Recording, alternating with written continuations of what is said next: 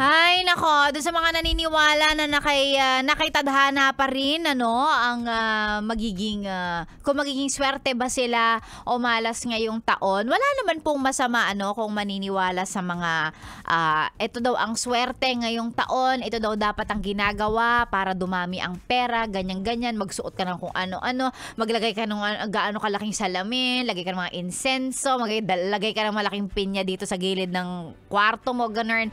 Wala namang masama kung maniniwala sa mga ganon. Pero tandaan mo lang, B, papaalala ko sa'yo, paano kaya yaman kung tatamad-tamad ka dyan? Diba? Ang dami mong pinaniniwalaan, dapat susunod tayo sa ganitong pamahiin, ito dapat yung gagawin para daw maging swerte. Ayaw mo naman magtrabaho, tinatamad ka naman. Ang sama pa ng ugali mo, pwede ring factor yun kasi kinakarma ka, kaya puro kamalasan yung nangyayari sa'yo, di ba? So, dapat, ganito lang yan, do good para feel good. Charot! Do good sa iba para maging maganda rin ang balik sa'yo. Ganon yun, di ba? Ay, nako. Tapos iba sasabihin pa, hindi, destiny ko siguro kasi talaga to. Hanggang ganito na lang ako. Hindi, be! Dahilan mo lang yan, no? The rest is still unwritten, ika nga sa isang kanta. So, ikaw ang magde-decide niyan. Ikaw ang, kumbaga, basta ikaw. Sa'yo nakasalalay ang mga bagay-bagay. So, yan. At least, importanteng malinaw na umpisa pa lang ng taon. Kung ano mangyayari sa'yo ngayon, kung hindi maganda, o, diba? I mean, kung ano mangyayari sa'yo, ikaw yun. Kasi yun yung mga choice mo sa buhay. Naiintindihan mo? Ikaw ang may kasalanan yan. Huwag mong isisi sa iba. Puro kayo sasabihin nyo, hindi kasi si Destiny, kasi ganito, ganyan. Kasi ganito talaga, naghanap ka pa ng isisisi sa iba. Ikaw naman ang naggagawa ng choice na yan sa buhay mo. O, ito na, ang dami kong daldal. Ubus na yung bed ko. Eto muna, welcome back po sa radio show ninyong walang title. Pero may topic ngayong umaga na moments. O, ano yung mga moments o mga pagkakataon na mapapasabi ka na lang ng ingat ka dyan. Yan. Or like yung mapapasabi ka na lang ng, ay, ingat ka dyan. Okay, so sige, ito magbasa tayo ng mga sagot from our Facebook page. Sabi ni Carla, sa akin, Sexy Megan, ingat dapat sa mga love bombers. Yung mga lalaking sobrang too good to be true. Tapos bigla na lang mawawala, sabay magpo-post na lang sa Sokmed na biglang may girlfriend na sila. Oo talaga si Ganda Wanda. Mukhang ramdam na ramdam niya. Charot!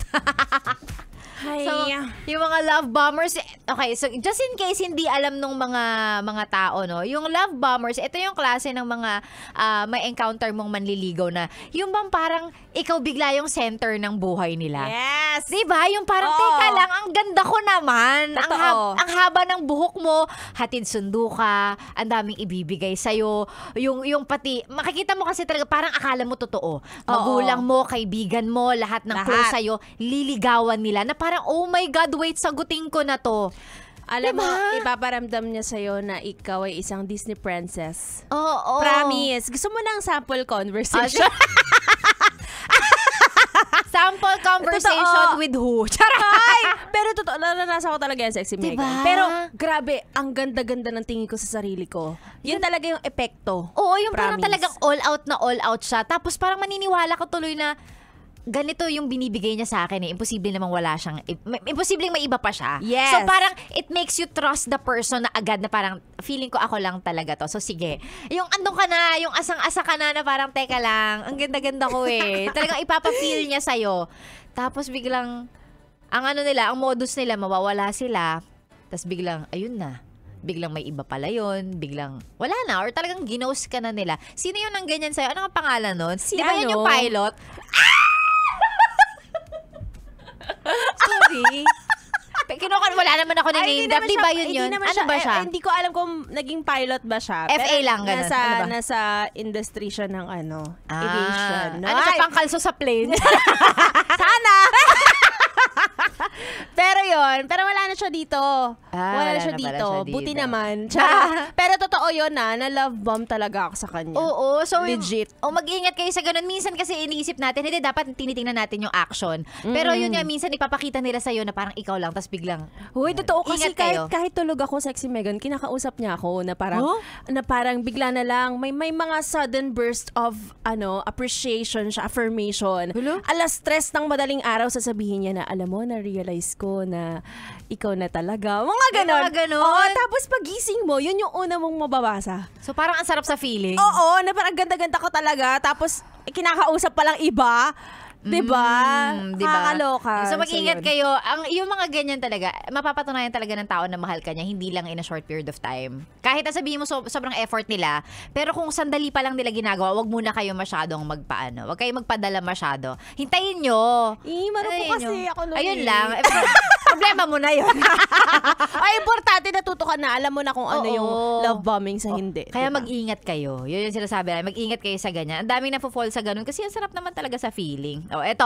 Sabi naman ni Abby, natuto ako maging careful sa mga taong sobrang bait. Tapos, kahit bagong kakilala mo lang, parang sobrang bait nila sa'yo. Yung iba pala kasi talaga may kailangan lang sa'yo o kaya yung iba gustong alamin ng sikreto mo para siraan ka. Ganun din, di ba? Yung mga taong parang sobrang bait. Kahit ako, hindi ako madaling magtiwala sa mga ganito. Alam mo ba, meron silang sinasabi na mag-worry ka dun sa taong laging marami nagkakagusto. As a person na, hindi like, Bakit? Parang may something daw talaga sa mga taong lovable, kuno. May tinatago silang baho. Charot. Hindi ko masabi. Pero pag may na-meet ka, tapos parang, ay, mabait yan, maraming dyan natutuwa sa kanya. May something at may something daw sa taon na yun. So, ibig sabihin, hindi totoo yun? Oo. Kaya mas gusto ko yung mga taong straightforward eh. Oh. Yung parang, hindi siya, ewan ko, hindi people pleaser siguro. Ganon. Pero yun lang, basta huwag kayo masyado nagtitiwala agad. Oo. Yes. Kasi ang dami rin nasa scam sa ganyan eh. Totoo! Diba? Pati dyan may may experience. Parang lahat ng klase ng tao dumaan sa akin. Ang dami na nakapag-scam. Ano ba? Training center ba ako? Ang dami na ng scam sa'yo. Diba? Uy, totoo talaga, Sexy Megan. Yung Pera? parang, ang dami mo. Na-scam ka na. Pwede. Tao ba to? Uy, totoo. Akala ko mabait. So, naging mabait din ako sa kanya. Ganon. Tapos yung pala hindi. Hindi pala. May kailangan lang. Ganon. Ay, naku, talaga naman. O, eto, last na sabi ni Liza, yung mga red flag na hindi natin pinapansin sa mga tao, whether be it our friends or significant other. Later on, tayo ang mapapahamak dyan. So, mag-ingat. Never settle with it pag alam nyo pong hindi nyo naman din kayang panindigan or if it's a non-negotiable for you. Yung mga red flag na hindi mo pinapansin, later on, yun yung makaka-adjit na sa'yo. Sa bagay, totoo yun, ano? Yung parang, kasi pagka, hindi okay lang. Sabi mo, hindi okay lang kahit ganun siya. Maliit na bagay lang naman yun. Pero yung pala, ang totoo, parang pagka tumagal-tagal, nakakainis kasi ganito siya. Nakakainis na ganito siya. lang. Oo. Ang sagot mo? Ay, nako. Ayoko na sabihin. Kasi pinagdaanan ko rin yan. Totoo, pinagdaanan ko rin talaga yan. Yung mga bagay na dapat ingatan, ingat ka dyan. Oo, alam mo lahat ng sagot nila, Sexy Megan, yun na rin ang sagot ko eh. Talaga yun ba? talaga, pinagdaanan ko lahat ng ganyan klase ng tao. Ako yata lahat yan. Pero yun, yung mga red flags na parang, bakit ka tumatawa? Parang pinagkukwentuhan lang natin to kahapon Ayaw nga. Well, yun. So, dumaan ako sa ganyan na parang nagsisettle ako na okay lang kahit nagkamali siya, kahit red flag na pala siya. So, parang kahit maliit na bagay, na-hurt ako ng konti, pero ang sinasabi ko pa rin sa sarili ko, at least konti lang. Yan. Hindi ko tinitignan yung fact na na-hurt ako. Ang sinasabi ko ay, okay naman na ako ngayon, na-hurt ako kahapon lang. So, gano'n. Okay, mag-ingat kayo sa mga ganyan. Baka sabihin naman ng mga tao, ang hirap naman kunin ng tiwala nitong mga to. Hindi naman sa ganon. Pero actually, oo. Mahirap kunin yung tiwala kasi syempre, di ba? Pag marami ka ng pinagdaanan, marami nang backstab sa'yo. Mahirap na magtiwala ulit. Ayaw mo lang masaktan ulit. Yun lang naman yun. Yung mga bagay na dapat mong pag-ingatan. Ganon. Luging-lugi naman. Baka pwedeng isang beses nyo lang iparanas. Diba? Wag naman pa ulit-ulit. Lord, wag naman pa ulit-ulit, please. Okay, ayun na, mag-ingat na kayo ngayong araw na to habang background si Ganda Wanda dahil siya na po ang susunod. Handa ng paligayahin kayo hanggang mamayang tanghali. Ayan. Of course, huwag kalimutan mag-follow sa mga social media accounts at manood sa yesthebest.com.ph kasi may stream tayo dyan. Kung di man kami naka-FB Live, nasa stream kami. Ganon. I'll see you guys again tomorrow. Kasi may live si Sexy Megan. May special programs tayo kapag weekend. Oo, ayaw mo ba? Ako ayaw ko.